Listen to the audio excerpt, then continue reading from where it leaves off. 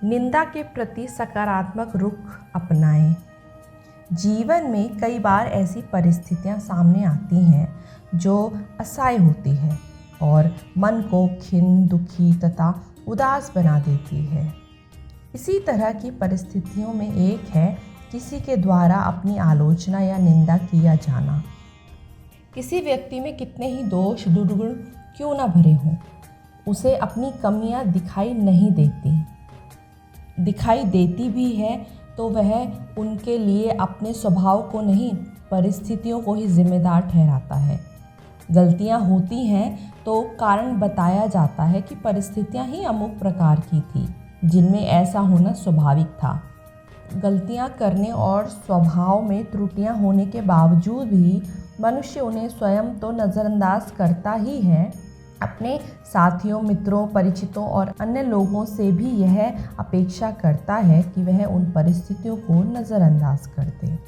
एक तो मनुष्य को अपनी कमियां, त्रुटियां कम ही दिखाई देती हैं और दूसरे दिखाई भी देती है तो वह इतना असहिष्णु, अनुदार होता है कि किसी और के द्वारा उनकी ओर इंगित किया जाना सहन नहीं कर पाता।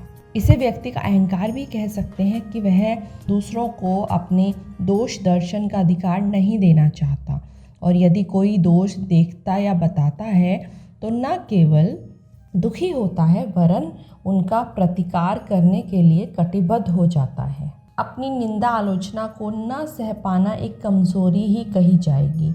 उसी तरह की कमज़ोरी कि व्यक्ति सुनकर अनुकूल परिस्थितियों की कामना करता है और दुखदायी प्रतिकूल परिस्थितियों से घबराकर दूर भागता है। उसी प्रकार मनुष्य अपनी प्रशंसा सुनना तो पसंद करता है किंतु निंदा या आलोचना से बचना चाहता है, जबकि निंदा, आलोचना, प्रशंसा का ही दूसरा पक्ष है। दोनों एक सिक्के के दो पहलू हैं। जो व्यक्ति जितना चर्चित होते हैं उनकी उतनी ही निंदा, आलोचना भी होती है। सचमुच व्यक्ति यदि अपनी निंदा को सकारात्मक भाव से स्वीकार करने लगे तो इसमें हित और उत्कर्ष साधन ही होता है। कई बार यह निंदा अपने प्रकट अप्रकट दोषों की ओर इंगित करती है तथा उन्हें सुधारने की प्रेरणा देती है, तो कई बार जो अतिरंजित ढंग से आलोचना, निंदा की जाती है तो वह उन दोषों की ओर से सतर्क करती है। निंदा एवं आलोचना से रुष्ट होने, दुखी होने या प्रतिकार लेने की भावना रखने की अपेक्षा रचनात्मक उपयोग करने की ही बात सोचनी चाहिए। इसी में भला है और इसी में हित। यदि निंदा, आलोचना को सहज भाव से स्वीकार किया जाए तो मनीषियों का कथन है कि इससे दुर्गुण का विनाश होता है। निंदा, आलोचना का उपयोग अपने उत्कर्ष और आत्म परिष्कार के लिए भी किया जा सकता है, इसमें कोई संदेह नहीं है।